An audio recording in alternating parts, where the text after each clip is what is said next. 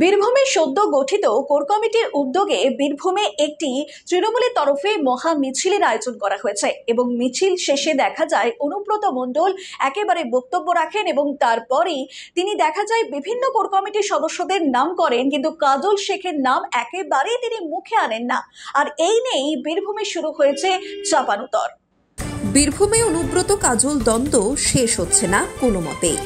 দলের উচ্চ নেতৃত্বের নির্দেশের পরেও একইভাবে বজায় রয়েছে অনুব্রত কাজল দ্বন্দ্বের জবনিকা টানতে দলের নেতৃত্ব বীরভূম পরিচালনার জন্য সভাপতির পদই রাখলেন না। গঠন করা হলো কোর কমিটি। আর বীরভূমে সদ্য গঠিত কোর কমিটির উদ্যোগে বোলপুরে তৃণমূলের মহা মিছিল অনুষ্ঠিত হয়। বোলপুরে তৃণমূলের মহা মিছিলে আশিস বন্দ্যোপাধ্যায়, অনুব্রত মণ্ডল, কাজল শেখ সহ কোর কমিটির সমস্ত নেতৃত্বই উপস্থিত ছিলেন।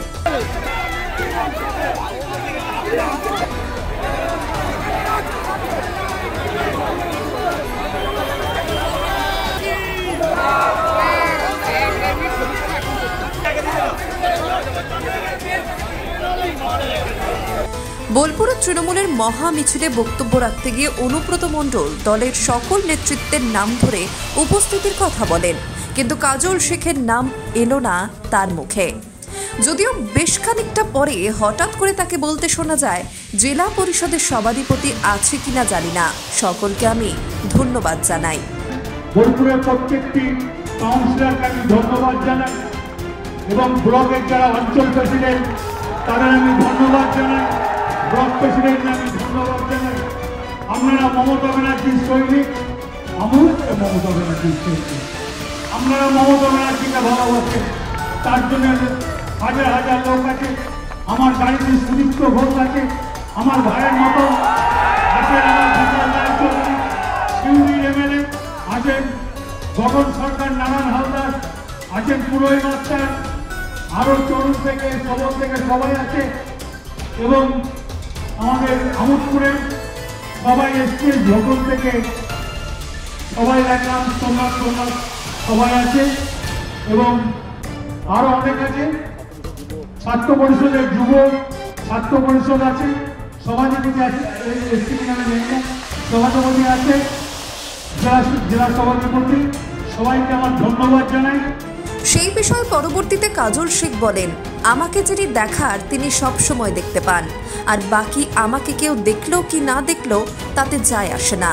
মুখ্যমন্ত্রী মমতা বন্দ্যোপাধ্যায় সব সময় আমাকে নজরে রাখেন, আর আমাকে যদি এদিনের মিছিলে কেউ দেখতে না পেয়ে থাকে তাহলে হয়তো চশমা চোখে পড়েনি সে। দেখুন, হয়তো চোখে চশমা ছিল না, সেজন্য হয়তো দেখতে পাননি। আমি দেখেছি, যারা যারা ছিল তাদের সবাইকে আমি দেখেছি এবং সবার নামও নিয়েছি। আমি একজন মমতা বন্দ্যোপাধ্যায় সৈনিক, আমি অভিষেক বন্দ্যোপাধ্যায় সৈনিক। আমি মমতা অভিষেককে ছাড়া কাউকে চিনি না। মমতা বন্দ্যোপাধ্যায় অভিষেক বন্দ্যোপাধ্যায় যে নির্দেশ দেয় সেটাকে অক্ষর অক্ষরে পালন করাই হচ্ছে কাজল শেখের ডিউটি, কাজল শেখের কাজ। আমি সেটাই করছি, আগামী দিনেও সেটাই করব। জানিয়ে বীরভূমে নতুন করে আবারও শুরু হয়েছে দ্বন্দ্ব। বীরভূম জুড়ে পরপর 3 দিন তৃণমূলের মিছিল থাকলেও অনুব্রত মণ্ডল ও কাজল শেখের মধ্যে যে দূরত্ব ও দ্বন্দ্ব রয়েছে তা এই দিনের এই মিছিল থেকেই স্পষ্টভাবে বোঝা গেল। বীরভূম থেকে অরিন্দমদের রিপোর্ট, নিউজ বর্তমান।